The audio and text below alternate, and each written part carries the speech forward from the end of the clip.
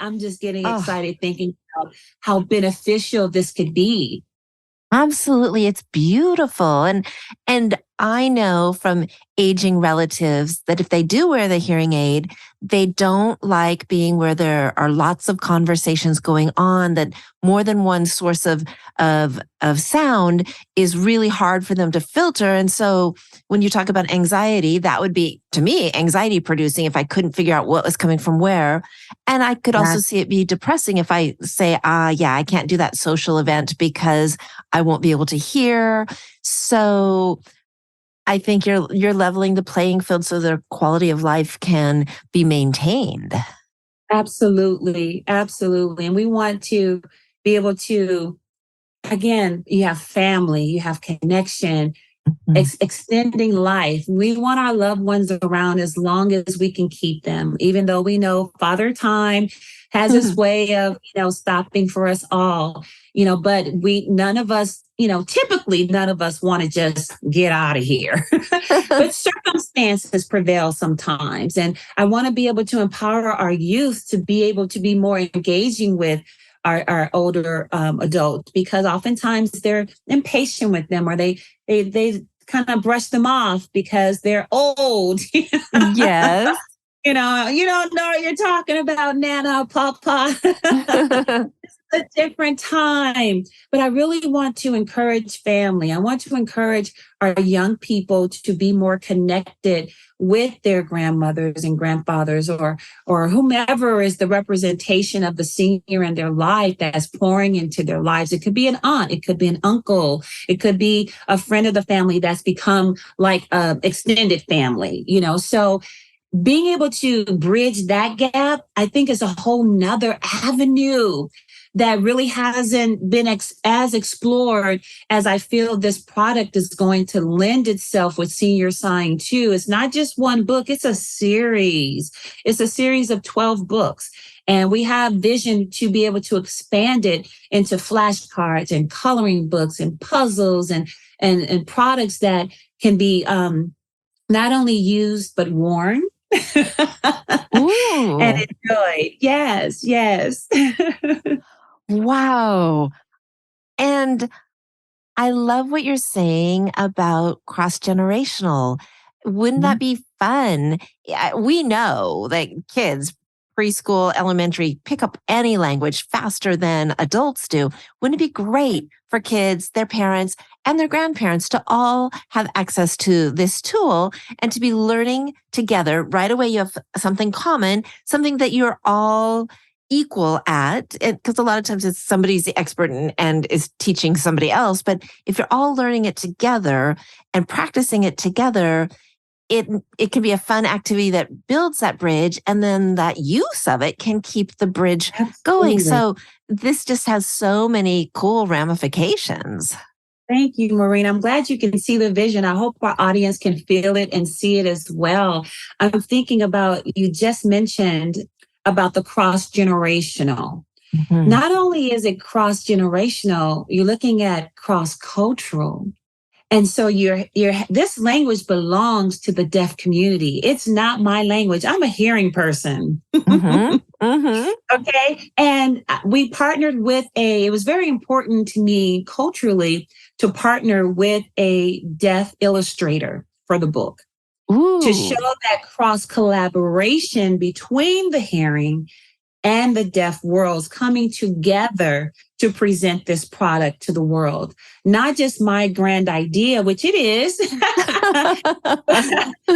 but because I have such a heart, for the hearing and the deaf communities to come together and be able to elevate both each other's communities, I'm seeing this as a cross-cultural as well as a cross-generational opportunity. And there's so many people, Maureen, that ask me about learning sign language and that express that they would like to learn sign language.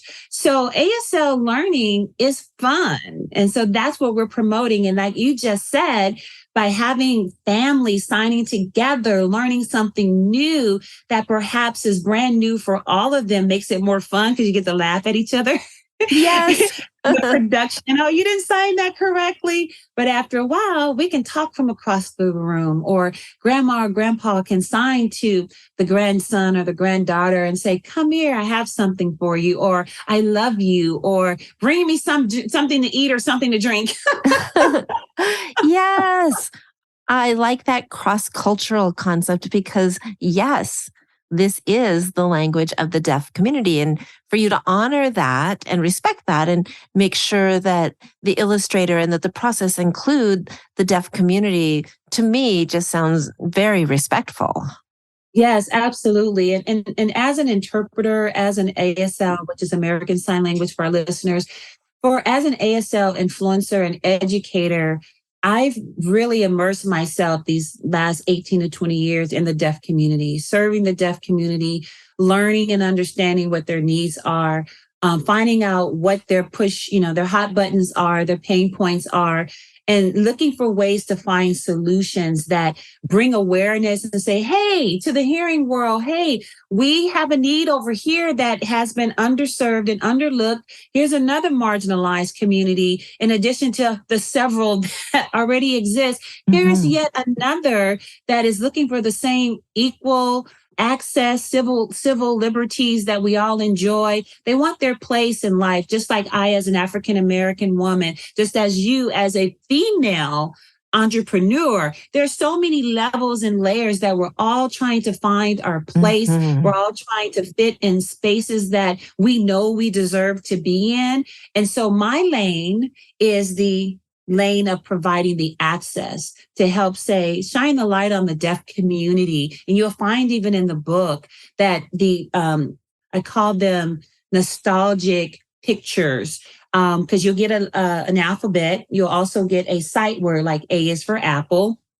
In this case, A is for age, because all Oh, the vocabulary is related to senior experiences, day-to-day vocabulary that they would need to learn and use. Like M is for medicine, or E is for yeah. exercise. So we handpicked vocabulary words that can be easily used and implemented and used in a day-to-day reality.